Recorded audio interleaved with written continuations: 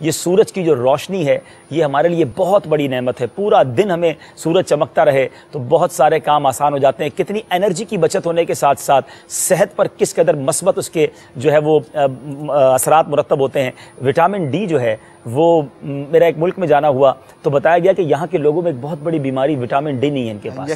Injection लगवाते हैं। क्यों नहीं है? तो बताया इस मुल्क में जो है सूरज ही नहीं निकलता, बहुत कम निकलता है, तो सूरज की रोशनी से विटामिन डी हासिल होता है।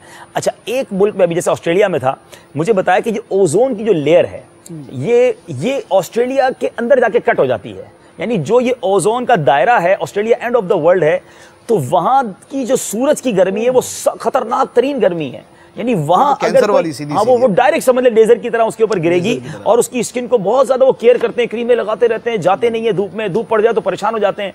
अब मैं सोचने लगा हमें तो पता ही कुछ नहीं है चीजों का, हमारे पास मतलब अल्लाह की मेहरबानी। अच्छा, मैं दावे से कह सकता हूं कई ऐसे मुल्क हैं जहां पर अगर शायद 5 मिनट के लिए बिजली चली जाए या 5 मिनट के लिए गैस चली जाए, वो पूरा का पूरा मुल्क मर जाएगा। मिसाल के तौर पे आप जो -25 डिग्री में रह रहे हैं, अगर वहां हीटर बंद हो जाए सिर्फ 5 मिनट के लिए, वो सारे, मतलब मैं ऐसे 2-3 मुल्कों में रहा हूं कि जहां 25-30 सेकंड के लिए हीटर से बाहर निकलने का मौका मिला तो थोड़ी देर में हालत खराब हो गई। और जैसे ही फिर हीटर में गए तो मैं सोचने लगा या अल्लाह, ये कमरे का अगर मैं रात को सोया हीटर बंद हो गया तो।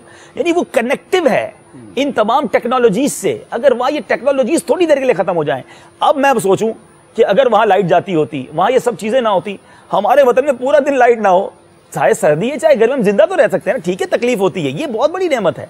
अगर हमारे पास इतनी सर्दी पड़ती होती या हमारी इतनी गर्मी होती कि हम जिंदा, अब जैसे अरब ममालिक हैं, आप वो इमेजिन नहीं कर सकते बगैर एयर कंडीशन के। अगर जून जुलाई का महीना हो, आप 5-10 मिनट किसी रूम में नहीं बैठ सकते अगर थोड़ी देर के लिए एसी बंद हो जाए।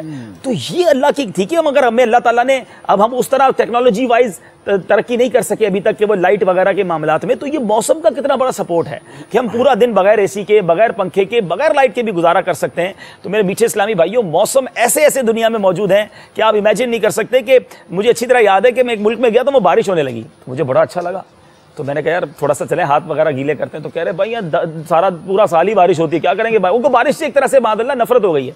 एक जगह में गया तो बड़े बादल, मैंने कहा यार क्या क्लाइमेट है। थोड़ा सा इस्लाम में से बात की, कहते हैं यहाँ लोग कहते हैं ये सबसे बुरा मुल्क है, इतना ज्यादा क्लाउड होता है, इतना ज्यादा वो ठंडक, मतलब वो जिसको क्या मलगजापन जो है ना, वो मलगजापन ही बोले, भीगा सा हमें अच्छा लग रहा है। तो ये सब चीजें हमारे पास मौजूद हैं कि कहीं लोग सूरज को तरस रहे हैं, कहीं बारिश को तरस रहे हैं, कहीं सर्दी को तरस रहे हैं, कहीं गर्मी को तरस रहे हैं। वो पागल हो जाते हैं जब सूरज निकलता है।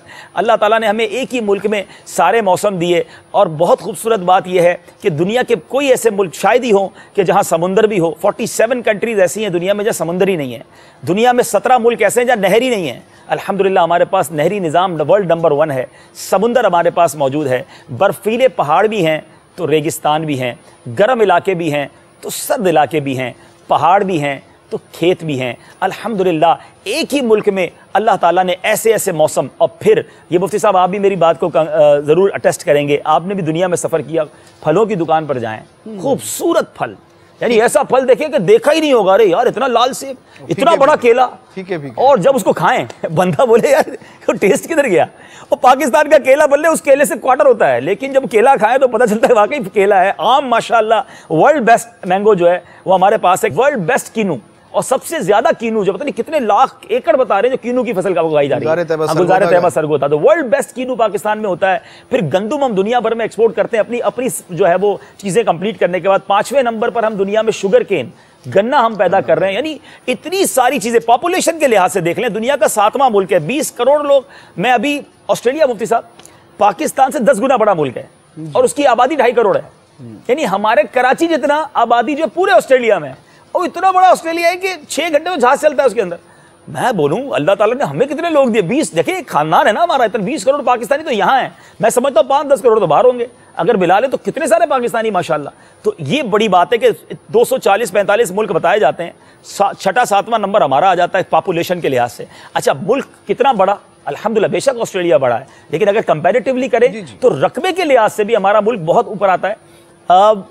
आपने तो यूरोप आप गए हैं और यूके भी गए हैं, कई मुल्कों के अंदर तो सुबह 2-3 घंटे में मुल्क खत्म हो जाता है। हम मतलब गाड़ी में बैठे हो बातें कर रहे हो तो पता चला मुल्क पूरा हो गया। तो हमारा वतन मुरब्बा किलोमीटर बताया जाता है। हमारा माशाल्लाह मुल्क जो है वो 8 लाख मुरब्बा किलोमीटर उसकी जो हुदूद अरबा है, थोड़ा सा कम है, यानी 7,96,000 समथिंग, इसलिए मैंने कमोबेश का। और फिर 1046 किलोमीटर हमारे पास साहिली पट्टी, यानी ये इतनी बड़ी नेमत है। मोर देन 1000 किलोमीटर की हमारे पास जो वो साहिली पट्टी है। किसी मुल्क में अगर साहिल भी है तो बहुत थोड़ा है। तो ये 400 बंदरगाहें तो बना सकते हैं। हाँ, कितनी बंदरगाहें चाहे बनाओ। फिर जो गवादर अल्लाह ताला ने अता किया है, वर्ल्ड सेकंड डीपेस्ट पोर्ट है, और अगर वो उसको जिस तरह एक्टिव करने की तैयारियां हो रही हैं, अल्लाह ने चाह, देखें बुरे दिन कभी रात आ जाती है लेकिन उसके बाद सुबह ही आती है। मुझे अपनी और सारी दुनिया के लोगों की इस्लाह की कोशिश करनी है।